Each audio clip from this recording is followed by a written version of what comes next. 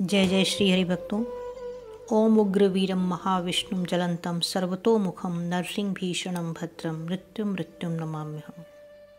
बोलो भगवान नरसिंह की जय हो। भगवान विष्णु की कृपा प्राप्त करने के लिए नरसिंह जयंती के दिन भगवान नरसिंह की पूजा आराधना करने के साथ ही समस्त कष्टों के निवारण हेतु भगवान का श्रद्धापूर्वक स्मरण करने से जगत के पालनहार श्री नारायण प्रसन्न होते हैं।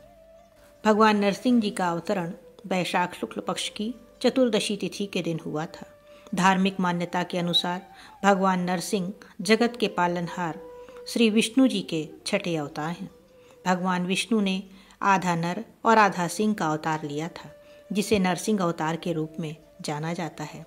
प्राचीन काल में कश्यप नामक ऋषि हुए थे। उनकी पत्नी का नाम दिति था।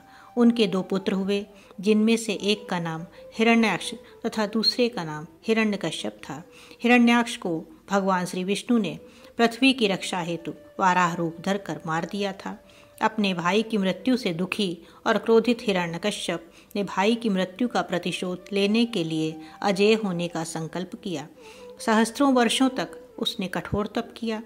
उसकी तपस्या से प्रसन्न हो ब्रह्मा जी ने उसे अजेय होने का वरदान दिया। वरदान प्राप्त करके उसने स्वर्ग पर अधिकार कर लिया, लोकपालों को मार भगा दिया और स्वतः संपूर्ण लोकों का अधिपति हो गया। देवता निरुपाय हो गए थे। वह असुर को किसी प्रकार से पराजित नहीं कर पा रहे थे। अहंकार से युक्त वह प्रजा पर अत्याचार करने लगा।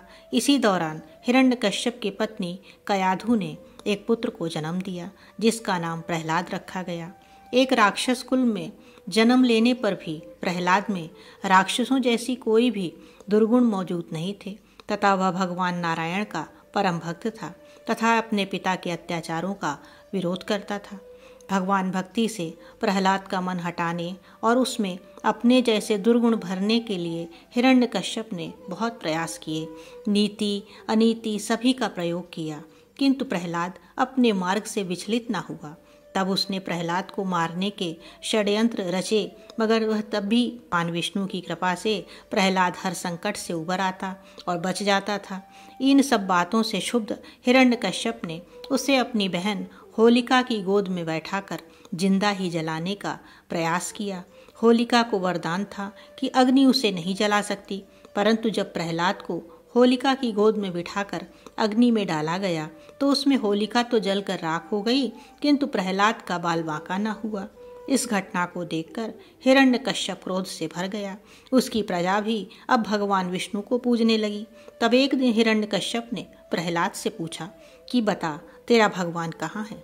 इस पर प्रहलाद ने विनम्र भाव से कहा कि प्रभु तो सर्वत्र व्याप्त हैं, हर जगह हैं। क्रोधित हिरण्यकश्यप ने कहा कि क्या तेरा भगवान इस खंभे में भी है? प्रहलाद ने उत्तर में हाँ कहा। यह सुनकर क्रोधांध हिरण्यकश्यप ने खंभे पर प्रहार कर दिया। तभी खंभे को चीरकर श्री नरसिंह भगवान प्रकट हो गए और हिरण्यकश्यप को पकड़कर अपनी जांघों पर रखकर उसकी छाती को नखों से फाड़ डाला और उसका वध कर दिया।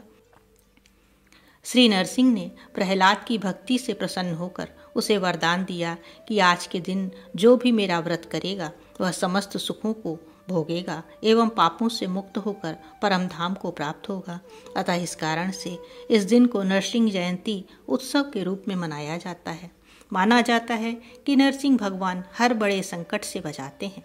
जिन लोगों के जीवन में आर्थिक संकट बना हुआ है, शत्रु परेशान कर रहे हैं या फिर कोई और रोग लगातार पीड़ा पहुंचा रहा है, तो ऐसे में भगवान नरसिंह का ध्यान अवश्य करना चाहिए और उनके पूजा से व्रत से अच्छे परिणाम प्राप्त होते हैं, ऐसा माना जाता है। जय जय श्री हरि।